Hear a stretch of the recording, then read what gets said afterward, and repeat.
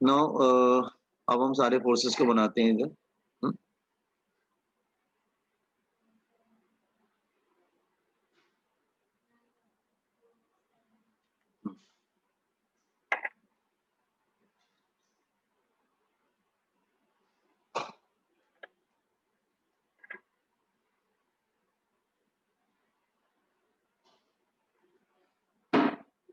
ये तुम्हारा वेज है, स्मॉल एम एंड कैपिटल।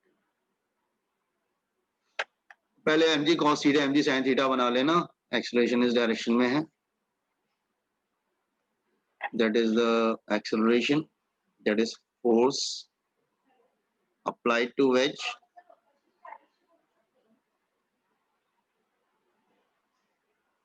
अच्छा, तो इस पे सूडो एक्सेलरेशन अपोजिट डायरेक्शन में लगेगा।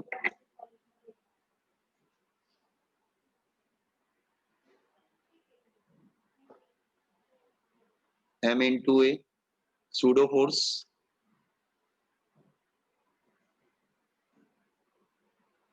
ओके, अपोजिट डायरेक्शन में लग रहा है, सूडो फोर्स समझ में आया। अच्छा, पहले एम जी cos theta M G sine theta बना दो।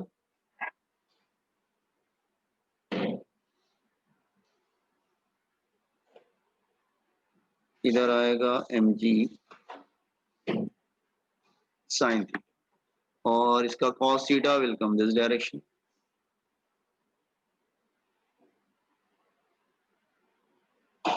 M G cos theta, M G cos theta और एम जी साइन थीटा, और इसका वेट तो नीचे की तरफ होगा, उसमें कोई प्रॉब्लम नहीं है। एम जी को एक्चुअली ब्रेक कर दे रहे हैं टू पार्ट्स में, ठीक है। चलो एम जी को ड्रॉ नहीं करते हैं, एक्चुअली एम जी को ब्रेक कर दिया, एम जी cos theta M G sine, ठीक है। अच्छा, नाउ ये एंगल कौन सा बनाएगा, ये एंगल बनाएगा अल्टरनेट एंगल्स आर इक्वल। अगर ये थीटा होगा तो ये भी क्या होगा, थीटा होगा। अल्टरनेट एंगल्स आर इक्वल, तो सूडो फोर्स भी एंगल थीटा पे लगेगा because alternate angles are equal, exactly opposite लगेगा ना। तो or regarding why this is theta because alternate angles are equal. अब तुम सूडो फोर्स को ब्रेक करो, जिधर एंगल आएगा उधर क्या आएगा, जिधर एंगल आएगा उधर क्या आएगा, कॉस। जिधर एंगल आएगा उधर आएगा कॉस, तो इसको ब्रेक करो।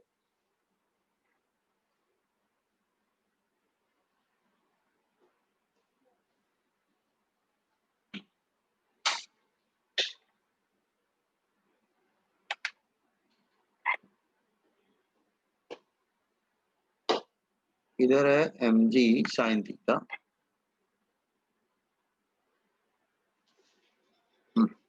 इधर कॉस, और फिर साइन किधर जाएगा, sine will go this side direction.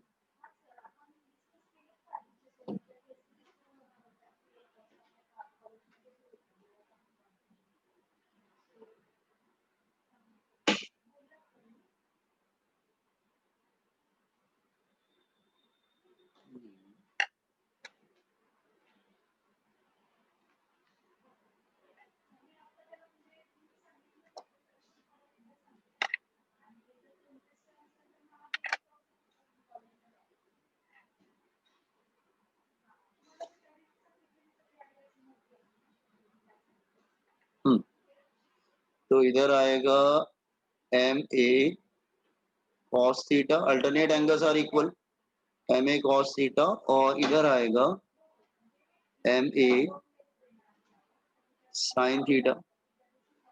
अच्छा, नॉर्मल फोर्स किधर होगा, normal force in this direction.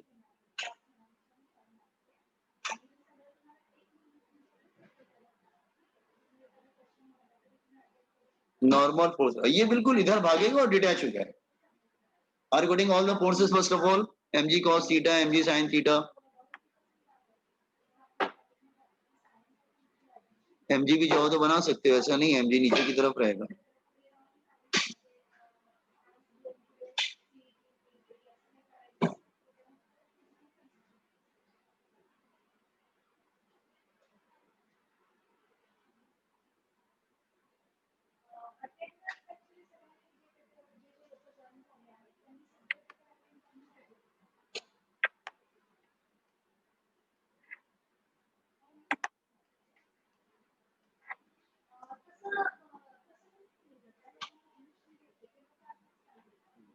इधर ठीक है, बाकी इधर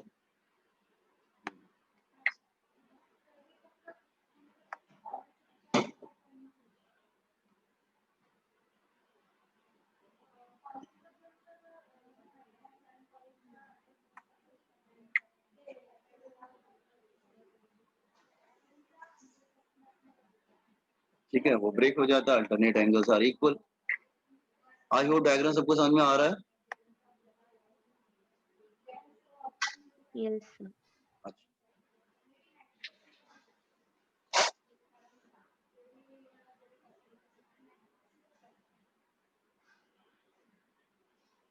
दिस टाइम एक्सेलरेशन कैसे निकलेगा? हाँ,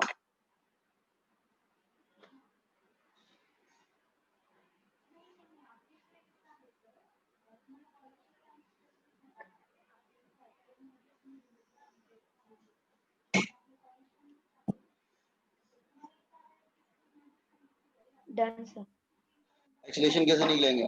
एक काम करते हैं, अपवर्ड दिस टाइम ऊपर वाले पोल नीचे वाले पोल से बैलेंस करो, मतलब नॉर्मल और एम ए साइन थीटा एक डायरेक्शन में, और उसके अपोजिट डायरेक्शन में क्या, एम जी कॉस थीटा, क्योंकि इस डायरेक्शन में तो जा नहीं रहा है वो।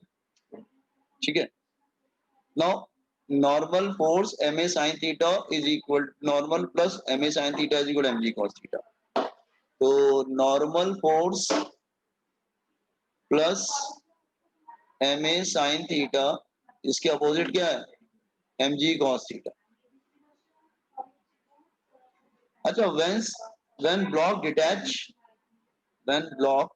detach from wedge,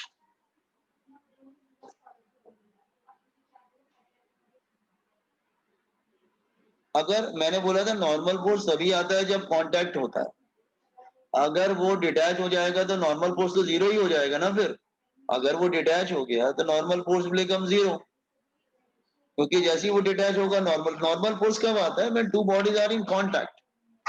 तो जैसे ही वो डिटैच होगा नॉर्मल फोर्स क्या हो जाएगा, जीरो। तो m A sine theta is equal to m ji cos theta, m m cancel हो जाएगा तो ये क्या आ जाएगा, that is equal to g cot theta. तो उसमें जी टेन थीटा आता है, इसमें जी कॉट थीटा आता है। ध्यान रखना, आंसर याद करना इजी है कि जिसमें ब्लॉक स्टेशनरी रहता है उसमें जी टेन थीटा आता है, जिसमें ब्लॉक अलग हो जाता है उसमें जी कॉट थीटा आता है। सेकेंड, नॉर्मल फोर्स की निकालने की जरूरत नहीं, नॉर्मल फोर्स तो जीरो ही आएगा, क्योंकि वो normal force become zero, no need to calculate it, no contact between block and veg.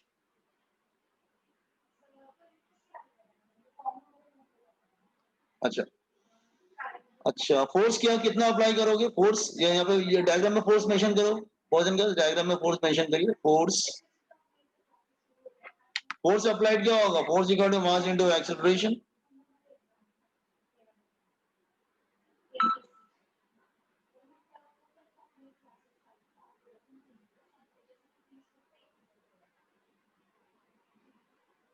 तो force is equal to mass into acceleration. This time हम किसका मास लेंगे, दोनों मास लेंगे क्या? नहीं, सिर्फ ब्लॉक का मास, सॉरी वेज का मास लेंगे। एक्सेलरेशन क्या होता है, जी कॉट थीटा। मैंने सिर्फ वेज का मास क्यों लिया, ब्लॉक का क्यों नहीं लिया, क्योंकि वो तो अलग हो गया ना, तो फिर उसका मास क्यों लेंगे? Are you getting what I am saying? क्योंकि ब्लॉक उससे अलग हो गया ना, तो हम सिर्फ वेज का मास लेंगे, ब्लॉक का मास नहीं लेंगे। उसमें हमने दोनों मास क्यों लिया था, क्योंकि दोनों एक दूसरे से अटैच थे ना। इसमें हम क्या करेंगे कि सिर्फ वेज का मास कंसिडर करेंगे, that is capital M. Block का मास कंसिडर नहीं करेंगे, mass of block is not included,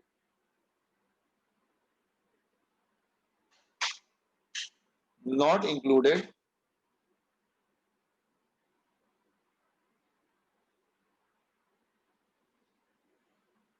Mass of block is not included because no contact with the wedge.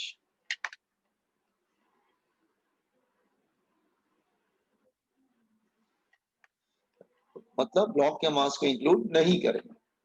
ये समझ में आया तुम्हें? Yes, sir.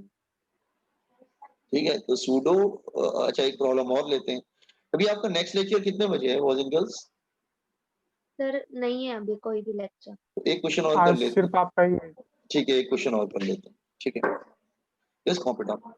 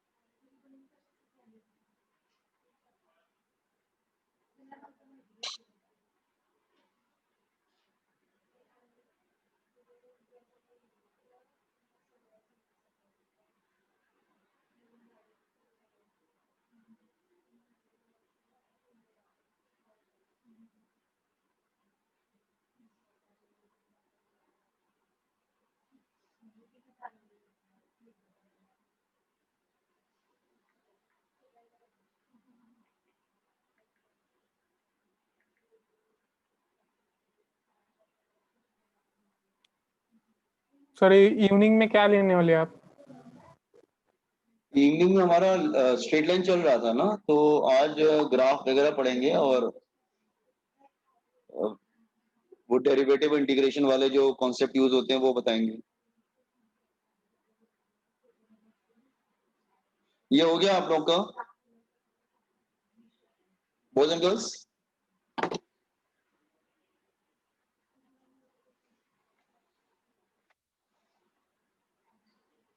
Done sir. अच्छा, जस्ट सी एक थर्ड क्वेश्चन देखिए आप लोग, अब शायद आप लोग कर लेंगे इस question. Now third one, let's say एक बड़ा सा वेज है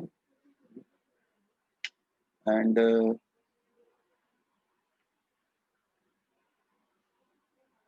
ऐसे है क्या?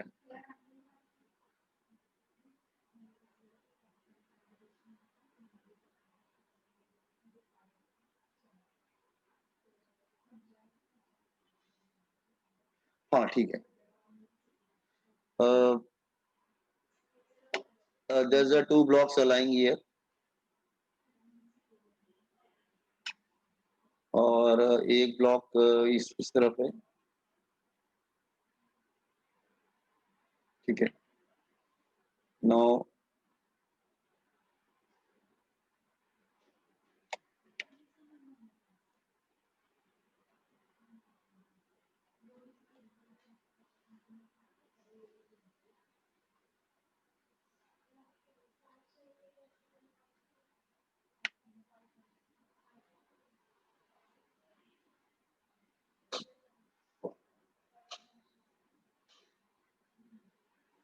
एंड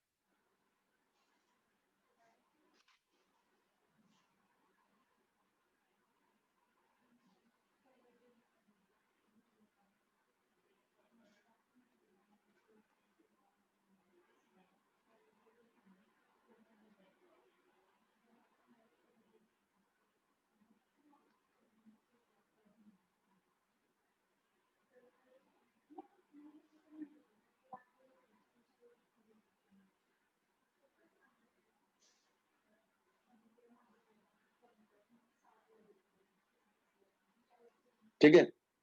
सपोज ऐसी क्वेश्चन फ्रेम किया कि 3 मासेस थे, आपने ये ऐसे स्लाइड करके नीचे आ जाएगा, ये नीचे आ जाएगा, इधर जाएगा। आपने क्या किया, इसको जोर से पुश करना स्टार्ट कर दिया M3 को। तो what is the force given to M3 so that M2 M1 remain stationary? ठीक है, क्वेश्चन समझ में आया बॉयज एंड गर्ल्स? सर हाँ सर आपका आवाज ब्रेक हो गया था, आपने क्या बोला अभी रिपीट करोगे? हाँ, मैं ये कह रहा था कि एक बड़ा ब्लॉक है M3, उसके ऊपर टेबल M3 है, उसके ऊपर एक ब्लॉक रखा है M2 और इधर पुली से कनेक्टेड है स्ट्रिंग, यहाँ M1 है और ये ऐसे स्लाइड करके नीचे आ रहा था। आपने क्या किया, M3 को पुश किया और इतना जोर से पुश किया कि सूडो फोर्स लगा और वो रुक गया। M2 M1 दोनों स्टेशनरी हो गया। तो you have to find the force. What is the force given to M3 so that M2 and M1 remain stationary? Now got it question? मेरी आवाज आ रही है क्या आपको? Yes sir. हाँ सर। क्वेश्चन समझ में आया? Yes sir. हाँ सर। यार क्वेश्चन ऐसे बना दो।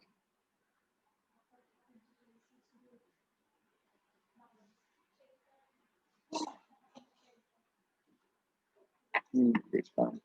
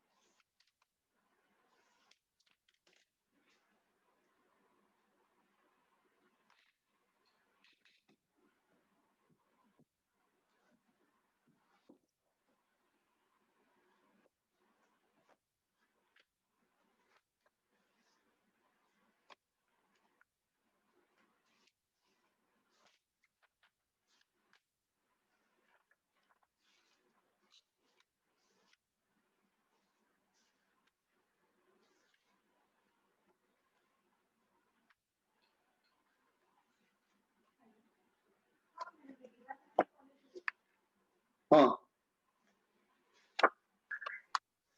Done sir. हाँ, फोर्सेस बना लो, ठीक है। तो इसी में बना लेते हैं कि इसका वेट किधर और सूडो फोर्स किधर लगेगा, पीछे की तरफ।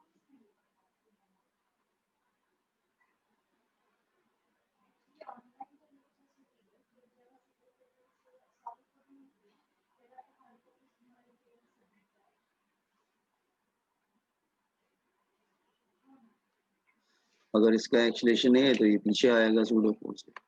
टेंशन बना लेते हैं।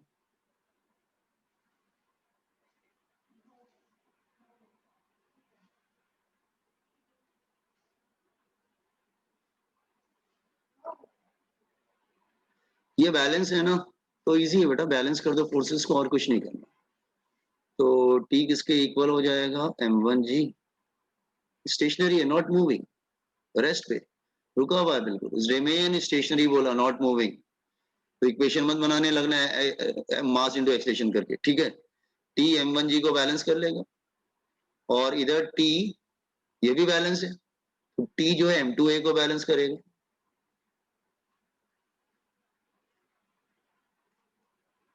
दोनों टी को इक्वल कर दो।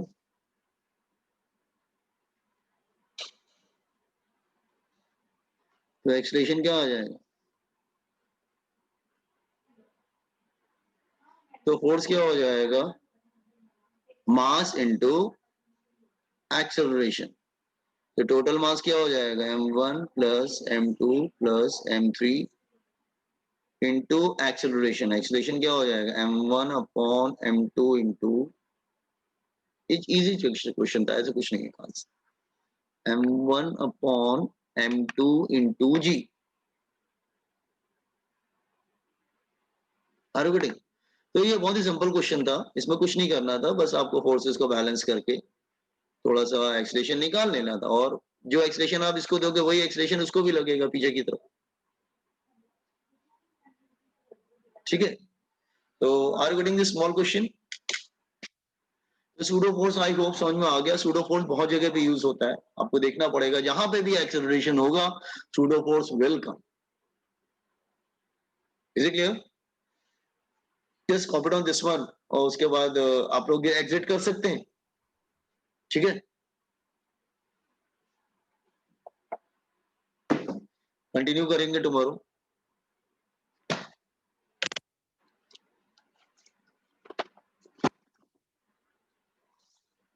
सर हाँ बच्चे, सर आपने बोला था अभी की रिमेन स्टेशनरी मतलब इक्वेशन मत बनाओ एक्सेलरेशन का, तो वो समझा नहीं। नहीं जैसे हम लोग वैसे करते थे ना, ऐसे करते थे ना कि इसको मूव भी कर देते थे ना, ऐसे नीचे आ रहा है तो। नहीं ये सब नहीं करना है ना, क्योंकि मूव तो कर ही नहीं रहा है, तो वैसे कहते हैं ना टी हाँ सर माइनस एम, समझ। वो वाला नहीं करेंगे, वो सब नहीं करेंगे। क्योंकि बैलेंस एक्चुअली देखो, सबसे इजी क्वेश्चन जानते हो कब होता है? जब आपको मिलेगा क्वेश्चन कि सिस्टम इक्विलिब्रियम में है, स्टेशनरी है, तो सबसे इजी क्वेश्चन वही होता है, क्योंकि उसमें कुछ थैंक करना यू नहीं होता, सर। सिर्फ फोर्सेस को बैलेंस करना होता है। Thank you.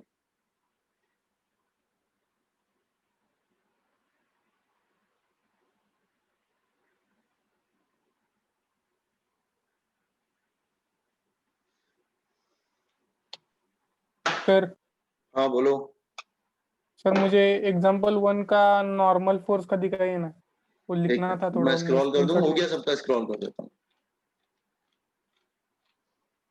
हाँ ये एग्जांपल 1 का नॉर्मल।